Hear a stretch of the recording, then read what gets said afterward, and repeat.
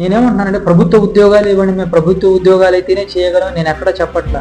మీరు ఇచ్చిన నోటిఫికేషన్లు క్లారిటీగా ఇవ్వండి, ఇచ్చేదేదో సకాలంలో పూర్తి చేయండి.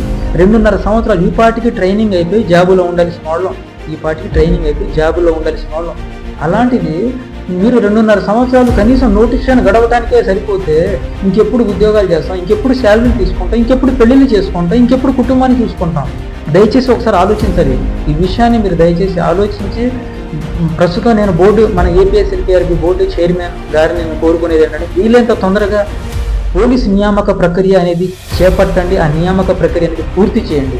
ఎందుకంటే రూముల్లో ఎవరైతే పోలీస్ అభ్యర్థులు ఉన్నారో వారి యొక్క జీవితాలు, జాబ్ వచ్చినోడు హ్యాపీగానే ఉండొచ్చు, కానీ 1 or 2 మార్క్స్లో పోయినటువంటి పరిస్థితి అసలు వాడు ఏ పని చేసుకోలేడు అనమాట. వాడు నెక్స్ట్ ప్లానింగ్, ఒక ఫ్యూచర్ ప్లానింగ్ అంటూ ఏది ఉండదు అనమాట. మీరు వీలైనంత తొందరగా భర్తీ చేయడం వల్ల ఏం జరుగుతుందంటే, వచ్చినోడు జాబ్ చేసుకుంటాను కాదనంటే, కానీ రానోడి కన్నా ఇంకొక ఆప్షన్ ఉంటుంది. అంటే ఏదైనా చేసుకున్నాం, జీవితాన్ని పునర్నిర్మించుకునే అవకాశం వాడికి ఇచ్చిన వాళ్ళు అవుతారనమాట.